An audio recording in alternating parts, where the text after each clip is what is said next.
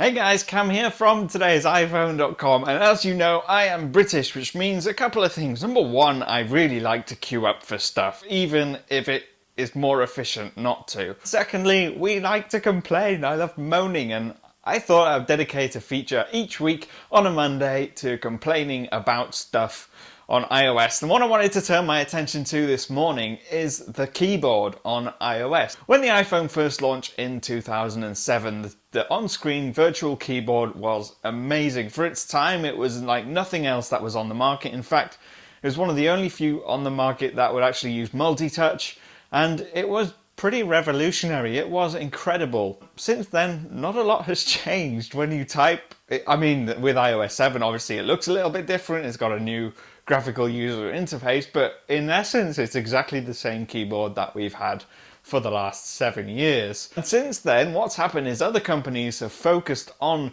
making virtual keyboards that are actually much better. So, for instance, BlackBerry's BB10 is fantastic. I used it about a year ago when it first came out, and I had it maybe a couple of months. The way that works is you've got a row of keyboards separated by the frets. Obviously they're on the screen, that's not physical, but as you type you get like predictive words above certain letters, and you flick up depending on which word you want to use, and that makes typing ridiculously quick. Similarly, SwiftKey on Android is a separate app that you can download, and obviously there's an iOS app called SwiftKey Notes, which uses a similar technology, or the same technology, and as you type, predictive words come up on a separate bar on the top of the keyboard. Now what's great about that is, and obviously like BB10, is that they learn from your typing and they know what you're going to type next. The more you type, obviously the more it knows about you, the better it gets at doing its job. With iOS, we don't get that. On a standard keyboard, we have the same one that we've had for years, and there are a couple of main problems I have with iOS is keyboard. Number one, I guess it's restricted by the screen size. Because in portrait mode it's so small and cramped, it's really hard to type quickly without getting quite a few words wrong. You'll get red lines underneath, it'll do autocorrect and predict things wrong.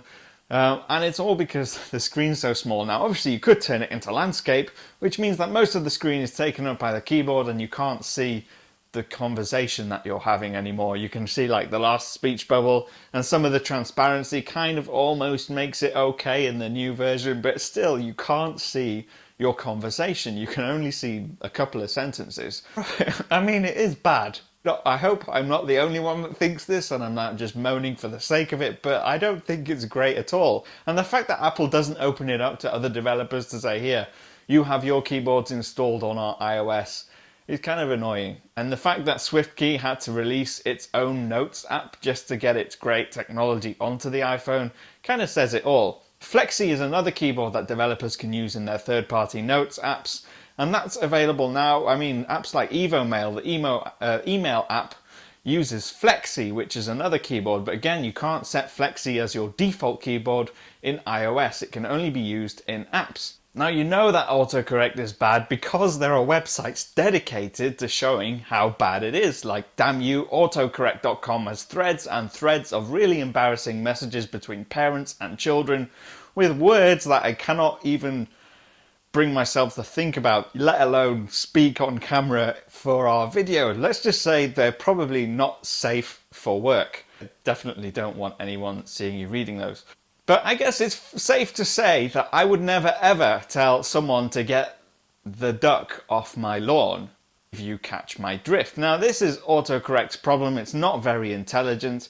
I guess it's clever in that it has a long list of words that it knows, but in terms of actually implementing them and choosing the right ones and helping you actually type messages quickly and easily, it's pretty rubbish. And it's probably one of the worst out there, but because it looks quite pretty and iOS 7 looks nice, we kind of ignore that because it's almost like somehow we like prettiness over function. Because, I mean, WhatsApp is really popular and that's not pretty, but that is functional. So I don't know, maybe we just use it because we have to and we haven't got a choice. But what I want to know from you is, what kind of changes would you like to see in the iOS keyboard? Would you like a BlackBerry 10 style where you get predicted words just above the letters so you can just flick up and complete an entire sentence within a few seconds?